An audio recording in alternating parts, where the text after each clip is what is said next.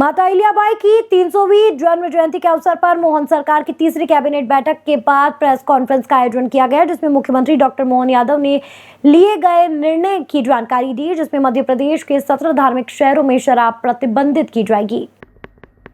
बैठक में लिए गए निर्णय की जानकारी देते हुए सीएम डॉक्टर मोहन यादव ने कहा कि मध्य प्रदेश के 17 धार्मिक नगरों की 47 शराब दुकानों को दूसरी जगह शिफ्ट न कर पूरी तरह से बंद कर दिया जाएगा। अब अप्रैल से ये फैसला लागू होगा। महेश्वर में शुक्रवार को हुई कैबिनेट बैठक के बाद सीएम डॉक्टर मोहन यादव ने प्रेस कॉन्फ्रेंस में इसका ऐलान किया है। इससे शराब दुकानों से मिलने वाला राजस्व करीब 450 करोड़ रुपए कम हो जाएगा। सीएम ने कहा कि विशेष परिस्थिति में मंत्री अपने विभागों में ट्रांसफर कर सकेंगे। इसके साथ ही नारी सशक्तिकरण मिशन को भी कैबिनेट ने लक्ष्यों के साथ मंजूरी दी है। इसी दौरान कैबिनेट बैठक में तमाम फैसले लिए गए, जिनमें मंत्री विशेष परिस्थिति में ट्रांसफर कर सकेंगे। विधिवत ट्रांसफर पॉलिसी बाद में आएगी। मुख्यमंत्री कन्यादान योजना के साथ कल्याणी बहनों के जीवन को बेहतर बनाने के लिए कल्याणी के विवाह पर 2 लाख रुपए दिए जाएंगे। कैबिनेट बैठक में महिलाओं के लिए नई पॉलिसी भी लाई गई। नारी सशक्तिकरण मिशन के अंतर्गत इसमें काम किया जाएगा, जिसके गठन का फैसला सरकार पहले ही ले चुकी है। यह मिशन महिलाओं और लड़कियों तक विभिन्न सरकारी सेवाओं तक पहुंच सुनिश्चित की जाएगी। सरकार प्रधानमंत्री स्वनिधि और स्टार्टअप मध्य प्रदेश के माध्यम से महिलाओं को उद्यमी बनाने के लिए प्रोत्साहित करेगी। लाडली बहना योजना में वित्तीय सहायता प्राप्त करने वाली महिलाओं को यूपीआई खाते खोलने और सुरक्षित प्रथाओं के बारे में जागरूकता पैदा करने के लिए ऑनलाइन प्रशिक्षण दिया जाना शामिल है।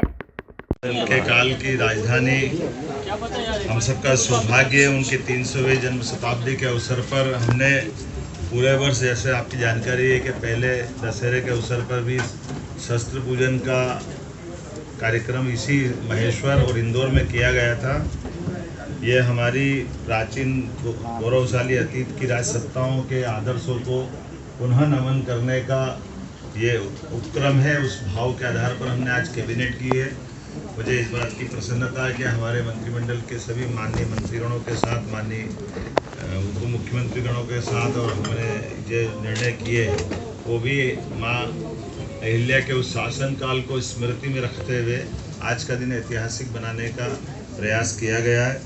मुझे इस बात की प्रसन्नता है कि आज जब हम यहाँ अहिल्या माता की नगरी में आए तो सबसे पहले हम माँ अहिल्या के उस किले में उनकी राजगद्दी को नमन करते हुए माँ नर्मदा के पूजन आशीर्वाद के बाद मीटिंग में गए, और ख़ास करके दोनों पक्ष के हमारे होलकर वंश के यहाँ के रिचर्ड साहब जो वर्तमान में राजगद्दी के उत्तराधिकारी हैं, और माँ अहिल्या के मायका पक्ष से हमारे राम सिंधे जी जो चेयरमैन महाराष्ट्र लेजिस्लेटिव काउंसिल के भी माननीय अध्यक्ष हैं, वो हमारे बीच मौजूद हैं और मौजूद थे, जिनके आधार पर हमने अहिल्या माता के दोनों वंशों से जुड़ कर के इस भावना को प्रकटीकरण किया है।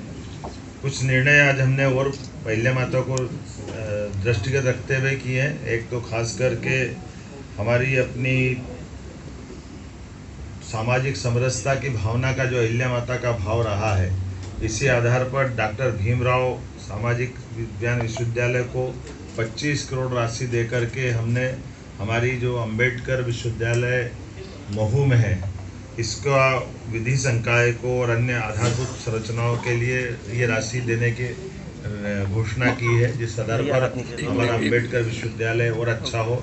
आपकी सबकी जानकारी में रहेगा, डॉक्टर भीमराव अंबेडकर की जन्मस्थली महू है, और हमारी सरकार भारतीय जनता पार्टी की पूर्ववर्ती सरकारों ने ही उस स्थान को एक तरह से तीर्थ स्थल के रूप में विकसित किया है।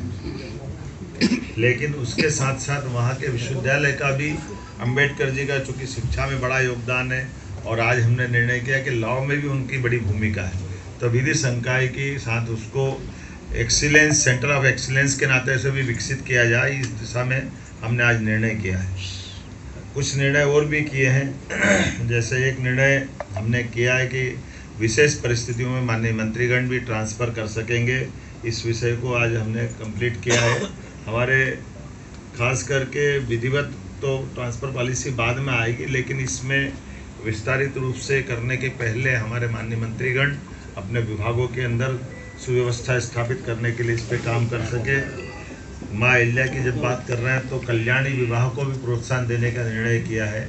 हमारी विधवा बहनें या परित्यक्ता बहनें अपना पुनर्जीवन एक विवाहित रूप में आगे निकाले, इसलिए मुख्यमंत्री कन्यादान योजना तो चलेगी, लेकिन खासकर हमारी सरकार इस दिशा में कल्याणी बहनों के जीवन को बेहतर बनाने की दिशा में पूरे प्रदेश में इस अभियान चला करके इसमें प्रति विवाह 2 लाख की धनराशि जो हमारी इस योजना का हिस्सा रहेगी, इस पे हम काफ़ी काम करने वाले हैं। खासकर बीच में ऐसे निर्णय तो बहुत सारे हैं, जैसे हमने आज अपने 3 नए ज़िलों में हमने चिकित्सालय की बात की है तो पीएम एयर टैक्सी के माध्यम से कल जो आर्गन डोनेशन का बड़ा प्रयोग हुआ है भोपाल में, जहां हमने ग्रीन कॉरिडोर बनाकर जबलपुर से एयर टैक्सियों का उपयोग करते हुए दोनों तरह से ब्रेन और हार्ट ट्रांसप्लांट करने में सफलता पाई है। ये बड़ा निर्णय है।